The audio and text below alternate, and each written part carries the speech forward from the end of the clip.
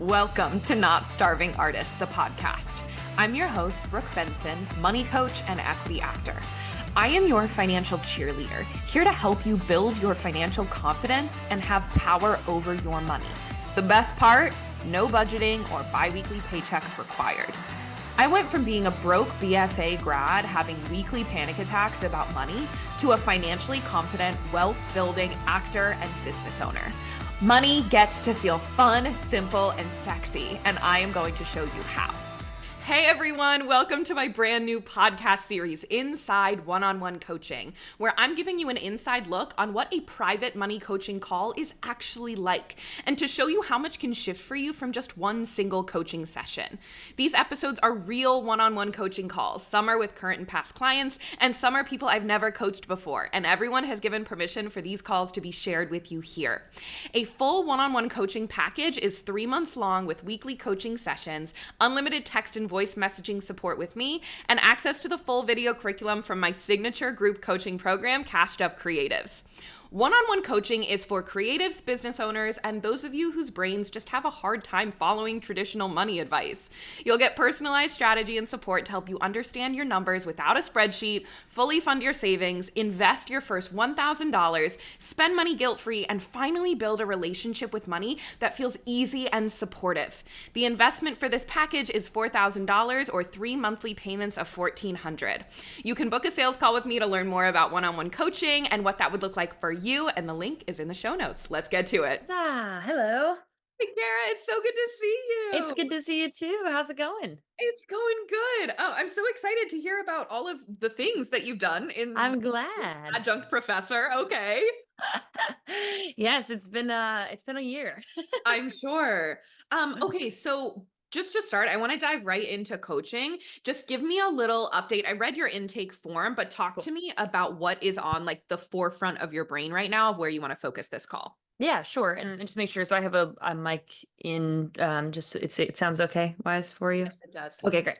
Focus on the call. Okay, so I am in an interesting in between point, personally and professionally. So I'm coming out of being a student where you're kind of figuring and whatnot. I'm being out of student again, which was a weird process, because I went from being full-time 9 to 5, with benefits, and then back into student. So it was just like, whoa, this is really kind of a wild switch. And then and now I am going into back into kind of even though I'll be an adjunct professor, it's still pretty much like a gig, Sure. right? Like it's not a guaranteed situation.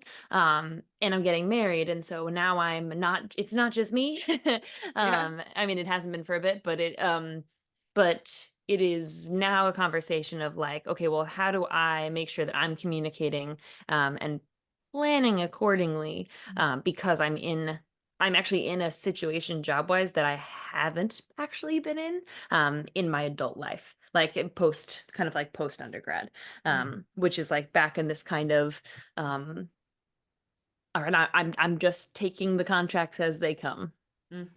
Okay. So with that, something I read in your form was this kind of this overarching question of, is this something that can be sustainable as a lifestyle moving forward? Like if Right. you don't want to Sure. go back to get a 9 to 5 with health benefits, can you sustain that? Right? Did I read that correctly? That's kind of an energy. Yeah. I think ultimately I would like to, but I don't know when that will happen, right? And Sure. so until that point, what can I do to still feel in control? For sure. So let's talk like numbers, tactical stuff first. Cool.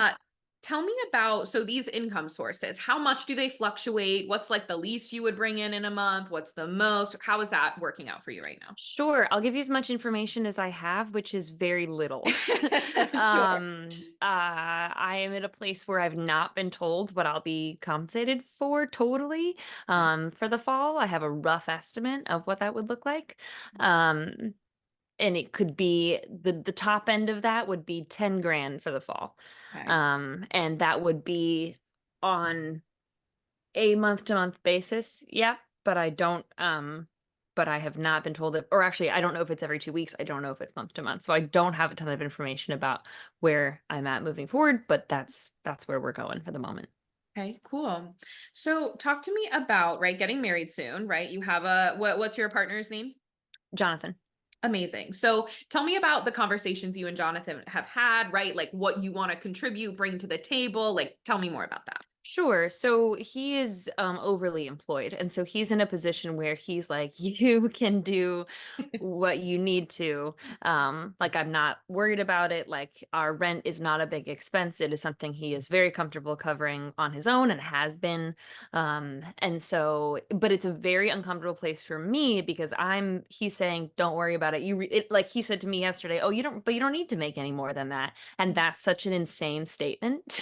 Mhm. To me because I don't know, that's not how my brain operates. Yeah. Um, and so, and I'm very grateful. Like, and it's not like it's not like he sees it either as like a responsibility or a weird toxic masculinity thing. It's like, no, you went and did this. You know, you went and did this thing, which is great and fantastic, and I'm so proud of you. And it just means that you're in a transitional period, Mhm. and in maybe a couple of years, our roles will be flipped, and I'll have a chance to go on more of a gig life, and you can pick up that side of things. But that's Mhm. kind of where we've been at. For sure. Let me ask you some like big picture dreams questions. Sure. So, creative dreams, career dreams, and I want like let's throw the reasonable, most probable, most pragmatic stuff out the window because I know that's how your brain leans. Let's like throw that shit away. Yep. What does that look like for you? Let's say 5 years from now. Sure. We would love to own a house. We would like to buy a house within the next couple of years.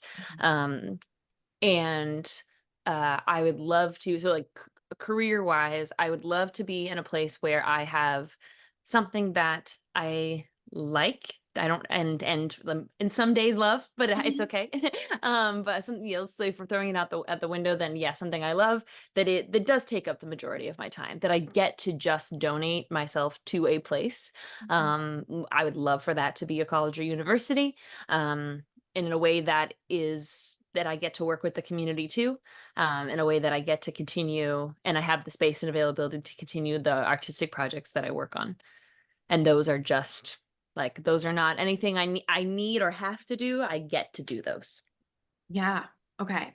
So, have you lined out and like mapped out the numbers of what this owning a home life looks like for you? Like dream lifestyle, right? You're going to own a home, but the lifestyle you want to live, have you mapped out Sure. the numbers of that? No, no. Cool. That's one of your pieces of homework. First off, Okay. is owning a home, like what is that mortgage going to look like? Right. What do you want to make as a down payment? And then what kind of money do you want in savings? Sure. Hmm. What kind of money do you want to be investing?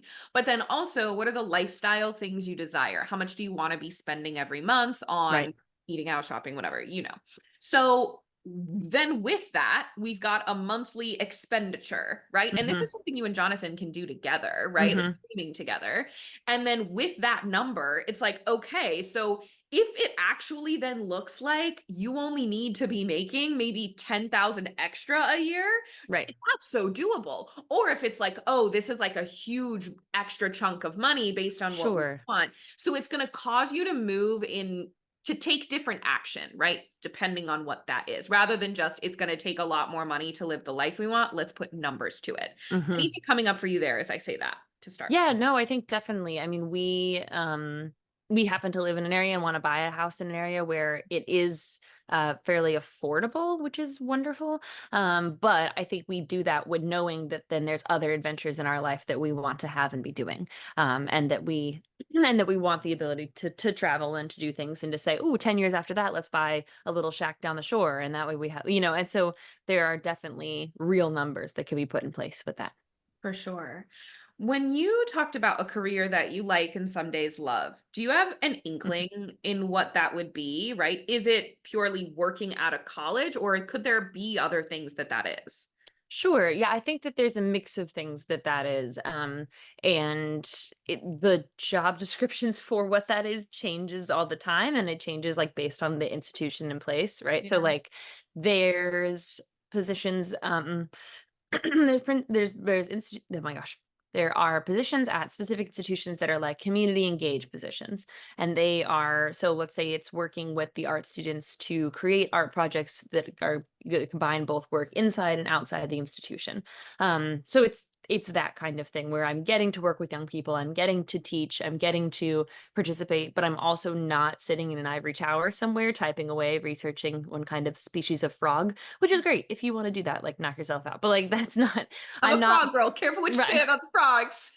Listen, if that is your thing, then like more power to you. But I'm not a tenure track kind of gal. Like I don't need this many research dollars a year. Like I want to be in a college and university because they're knowledge institutions, Mhm. but in a way that is connected to the outside world. For sure. So, so with that, I want to like come back to what you're feeling right now. So you have, right, these clear visions of where you're going. Let's put numbers to it for sure, right? But what I read on your forum was like there's some weight that's happening with debt and Hmm. also some weight that's happening of I want to be contributing to the household now, right? Like there's these needs and these weights that are Hmm. making it harder to not necessarily take action but get clear or like lean into what this season of freelancing and gig work is that correct? Yep. Can you talk to me about the debt shame? Sure, absolutely. It's so heavy. No, it's no, it's a mix of things. So it's debt that's medical. It's Mm. debt that I had to pay off in order to get a surgery that was impacting the quality of my life. Um it's a debt that was unavoidable, right? So it's, oh, I absolutely need a car and I need to do this, that, and this. And Yeah. then there's debt that was just like, okay, maybe that was stupid. Mm. And like, didn't I know better? And I think that's the hardest part, right? Is like, I think I'm sitting here now being like, oh man, I know better than that. Like, where did those numbers come from? And you go all of a sudden like, oh shoot. But then on the other hand, I am also aware of like I knew this going in, kind of like I knew I needed to get this master's degree if I was going to continue to progress in the career that I wanted to progress in. So part of it, like I'm a doctor. I had to go get this. I had to get into debt so that I could earn more money. And so it's like it's a bouncing between those things Yeah. because it is it's such a I don't know. And I want to fix it now. And I think that's what you said. Like, there's this want to like just figure it out and like, oh, I know how to break this down. I know how to move these numbers around to make it work. But simultaneously being like, oh, but I can't do that until I finish this dissertation, actually get the job. Like, there's just like 4 or 5 steps. I'm ahead of myself. So I'm just sitting in shame until I finish those 4 steps, which is so healthy. So So where's the rush coming from? Where does the I need it to be done now or like happen now? Where do you think that's sure. Oh, it's coming from very logistical, like, oh, I don't have to pay APR on this until November. And so thus I must figure this out before November. coming? And tell me about the APR. What makes the APR feel? It feels like until this point, I've played the game, right? And then like I feel like then it's becomes the trap of like, oh well, I was like, oh, I got plenty of time on this. I'll figure it out. I'll have figured it out by then. And now here we are, and I'm like, oh damn, I got smarted. Like I got like life got the best of me on that one. Okay.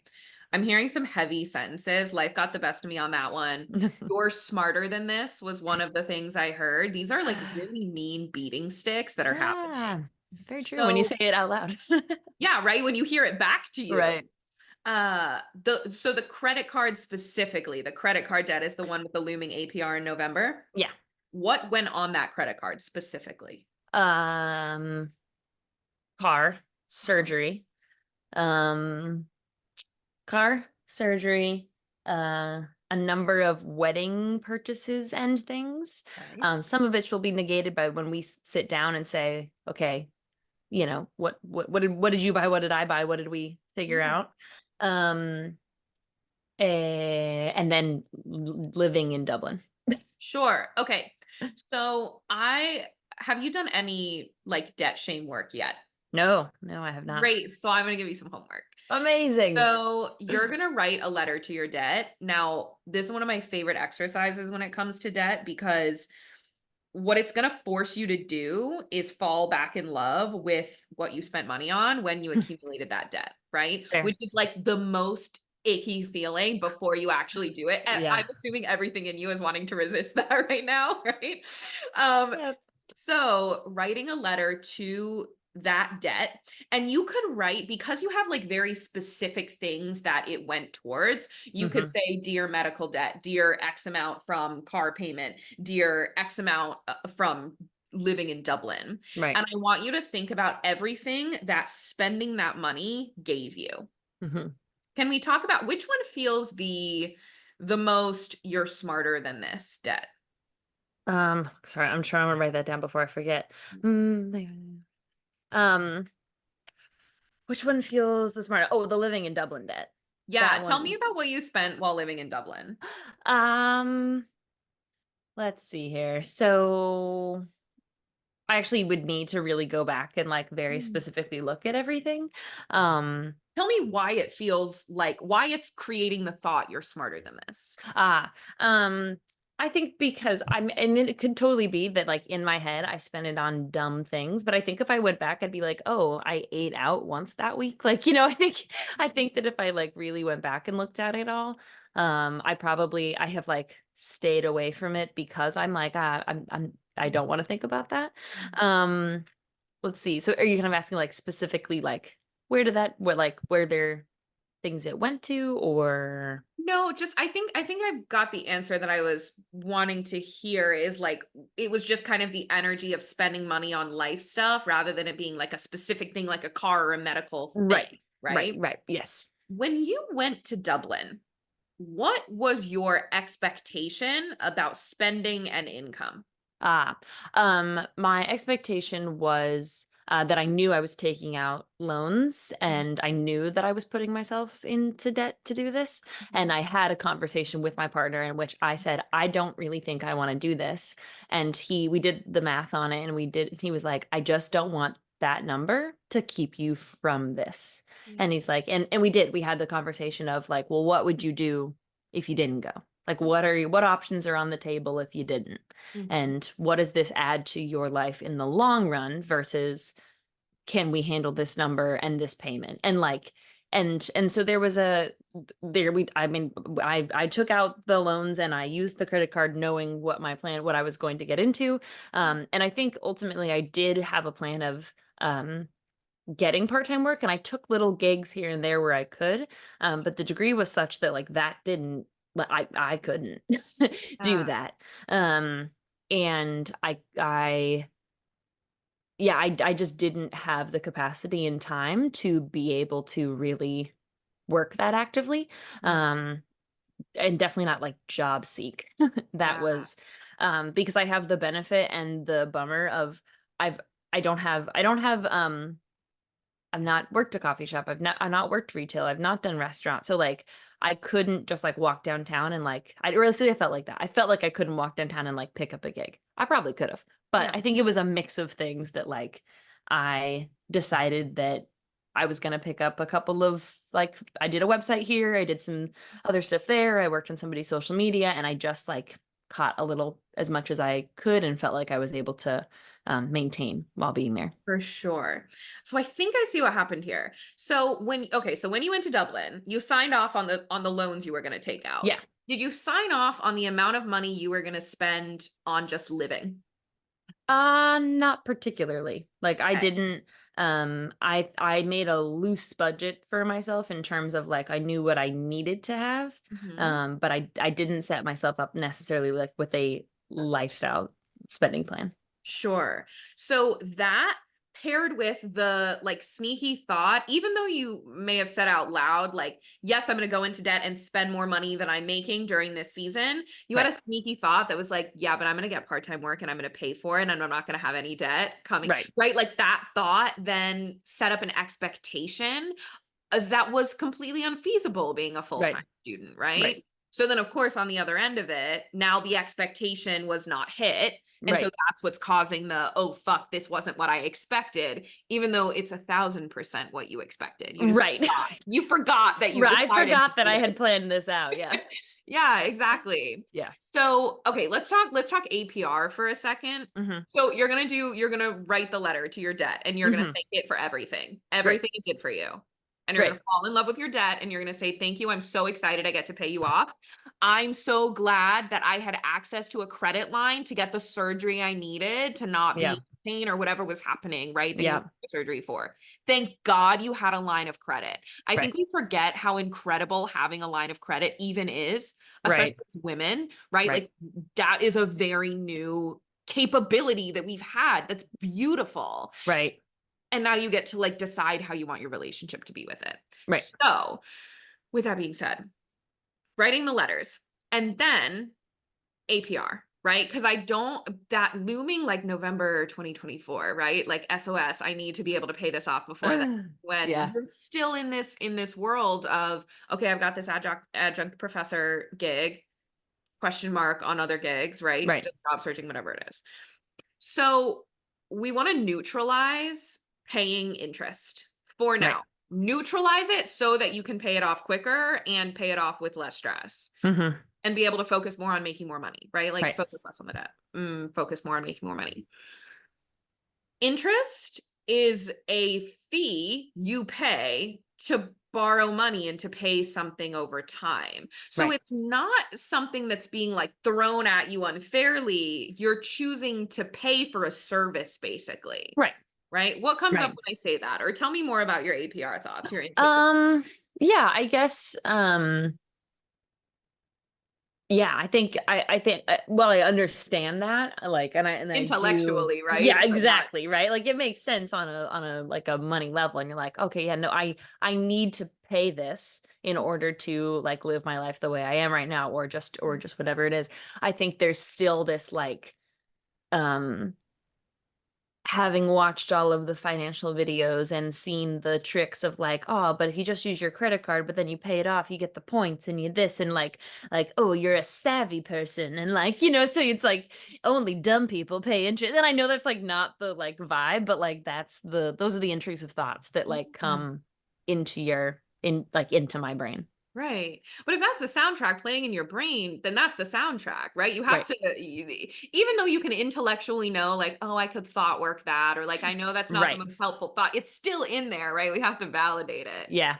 So if that's the thought, interesting. A savvy person doesn't pay interest. So Right. your identity's now at stake. So of Right. course it feels high stakes. Yeah. Tara, you're a savvy person. So if Thanks. you've decided savvy people don't pay interest, Right. oh my God, it's life or death because Right. now Tara is at stake. Right.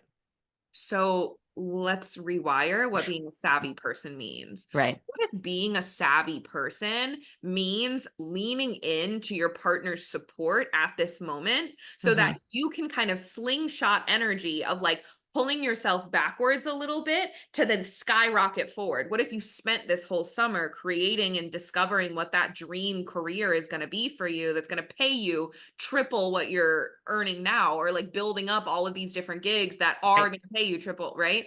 What if being savvy is leaning into that, paying a little bit of interest for 6 extra months, Hmm. right, while you're building that thing, in order to then have tripled your income and buy that house and be living your dream life 5 years down the road? What if Right. it's actually not savvy to be focused on and not ever paying interest because it's actually going to hurt your trajectory 5 years from now? What Right. comes up as I say that? No, I think that it sounds I mean, it makes sense to me. And like it's certainly, it's certainly like how I know I can feel about it. And like, it doesn't seem unreasonable. Let me set it that way. I think it seemed, um, I think I have to start with the like undoing the shame part, and then I can totally see myself getting there. But the second part seems like a huge leap at this point in time. But I do see like where I could get there and say, you know what? I'm actually owning and being authentic where I am now, because that allows me to get where I'm going. Yeah. Why did you say yes to Dublin in the first place? It was a mix of things. So I initially I knew I wanted to get my master's. I initially was like, oh, I'm going to go to get an MFA. That's what I want to do. I want to be at like a paid program. I, want to whatever. Then I was like, you know what? 2020 happened. I kind of rearranged my lifestyle, and then I rearranged my personal life and and was like, oh, um I there was a little bit of running away. Sure. From at that point in time, there was a little bit of running away. I've had this little dreamlet in the back of my head. What if I made it a reality after visiting Ireland and looking at the possibility of that, several years ago. Um, and then the knowing that I could go and spend one whirlwind year and like do this thing and come home having worked very hard and had it been a whirlwind, but with a master's degree, rather than looking down the barrel of spending like 4 to 5 more years working either part-time or full-time on a degree in the States. Mhm. And so I think the biggest, like, if I summarize all of that and I look at kind of like what's through that, is had a very strong feeling that like if I that I needed to do this to continue to develop like as a person, that like this experience was and is so tied to who I have always seen myself to be, and that if I didn't go do it, I was gonna have a huge identity crisis. Like I definitely was gonna not know what to do next with myself. So Sure. How much were your student loans? I think all said and done, it was like 40,000, Okay, 40,000. And then what's the other debt you have? 7,000, which is 7,000. if you take what is gonna be paid out of it by my partner is like maybe 5,000. Cool. So $45,000 for you to like discover who you are and not have an identity crisis. Can Right. you like name that? Right. Right. I mean, does that feel worth it to you? It does. It really Yeah. does. So intellectually, okay, I'm going to say this too, because I also know you're an intellectual. When it comes to all of this stuff, it's really easy to like see how the thought work maths out, Yeah. right? Like, yes, I see how like 50K equals not having an identity crisis. That is good. Yes, amazing. Right. But when it comes to actually feeling it in your Like, body, it can get lost, right? yeah. So for you, the work is going to be alongside this homework, right? Where you're writing these letters to your debt, when you are eliminating your shame around it, getting excited about what you spend that money on, and then also taking that and putting it into your body. So it's about feeling the feelings, going back to Kara, from when did you make the decision, what year to go to Dublin? 2021. Cool. So in 2021, that version of you that felt those like excited jitters of like, oh, fuck, I'm really going to do this, right? Like Yeah. feeling that in your body of like, that's why I spent $50,000. Would I go back and change it? Absolutely not.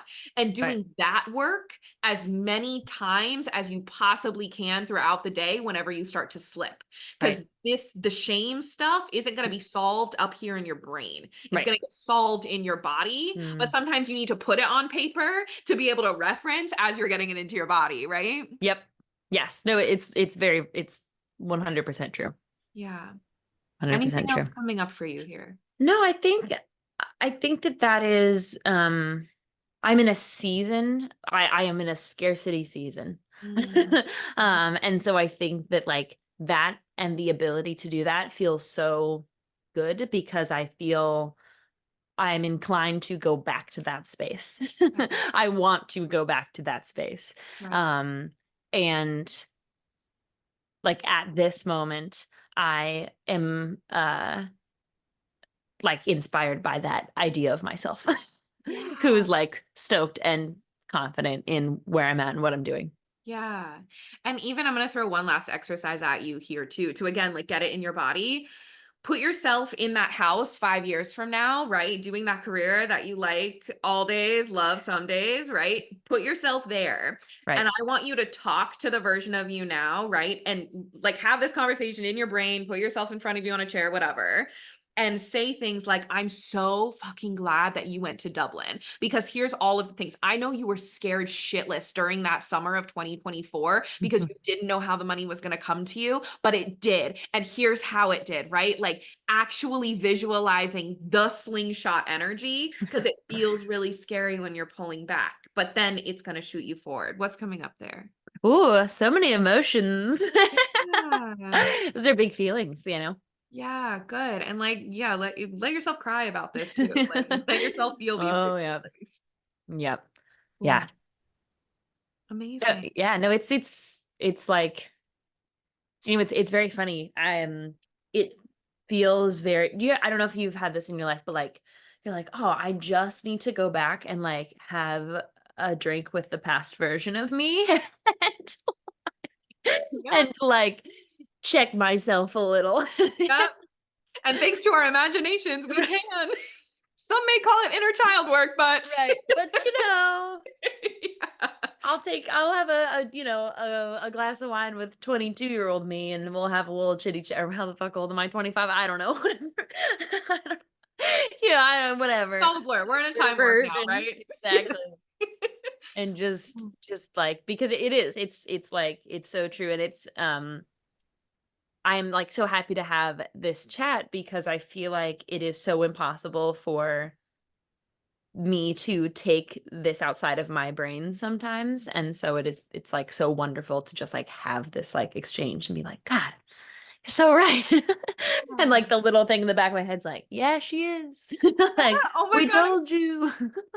So glad. And it's going to be like encapsulated in the podcast forever and ever. Perfect. So you are literally going to have this recording to listen Amazing. back over and over again.